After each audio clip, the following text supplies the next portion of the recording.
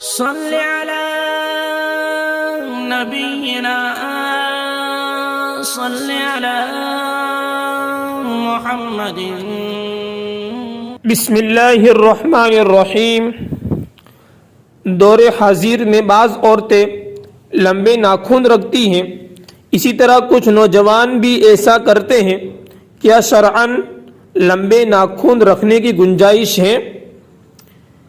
تو جواباً عرض یہ ہے کہ ناخن کاٹنے کے لیے حدیث میں تقلیم کا لفظ استعمال ہوا ہے، جس کے معنی کاٹنے کے ہیں۔ محدثین نے لکھا ہے کہ ناخن اتنے کاٹنے چاہیے کہ جس میں انگلی میں تکلیف نہ ہو، اور 40 دن کی مدت زیادہ سے زیادہ ہے، یعنی اس سے زیادہ تاخیر کرنا مکروہ تحریمی ہے، ورنہ ہفتے میں 10 دن میں ناخن پورے کاٹ لینے چاہیے۔ یہ نہیں کہ تھوڑے تھوڑے کاٹ کر مزید 40 دن تک ناخن بڑھائے جائے، ایسا نہیں کرنا چاہیے۔ شرعی طور پر ناخن لمبے رکھنے کی گنجائش نہیں ہے، کیونکہ خصائل فطرت میں سے ایک خصلت ناخن تراشنا بھی ہے، بڑھانا نہیں ہے، جیسا کہ حدیث میں ہے کہ 5 چیزیں امور فطرت میں سے ہیں: ختنہ کرنا، زیر ناف بالوں کو صاف کرنا، مونچھیں تراشنا، ناخن تراشنا اور بغلوں کے بال اکھیڑنا۔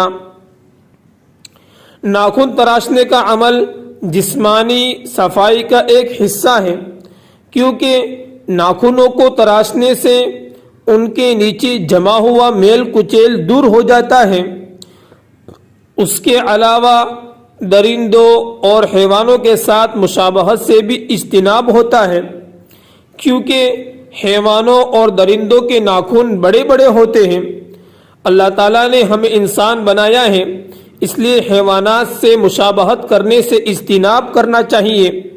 بڑے ناخن رکھنا انسانوں کی نہیں، جانوروں کی علامت ہے، وہ بھی ان جانوروں کی علامت جو خون خوار اور مردہ خور ہوتے ہیں۔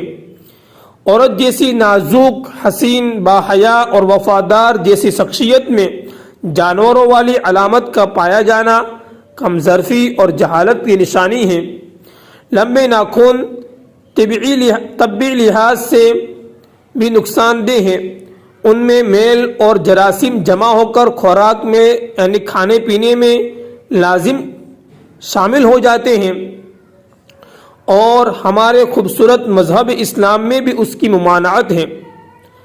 لیکن کس قدر افسوسناک بات ہے کہ ہیپی ازم کے دلدادہ ہمارے من چلے نوجوان اور لڑکیاں لمبے لمبے ناخن رکھتے ہیں، جو کہ فطرتی خصلتوں کی مخالفت ہے، نیز سیرت نبوی صلی اللہ علیہ وسلم سے اعراض اور جہلا کی تقلید ہے۔ ایک حدیث کے مفہوم کے مطابق لمبے ناخن شیطان کی نشست گاہ ہوتے ہیں، لیکن دور حاضر میں فیشن کے نام پر وہ تمام کام کیے جا رہے ہیں جن سے ہماری نفسانی خواہشات کی تکمیل ہوتی ہے۔ آج کل تو بازار سے لمبے لمبے مصنوعی ناخن مل جاتے ہیں، کچھ لڑکیاں انہی کو لگا کر مغربی تہذیب کا شوق پورا کر لیتی ہیں۔ اس لیے ہمیں چاہیے کہ ہم مذہب اسلام کو فالو کریں۔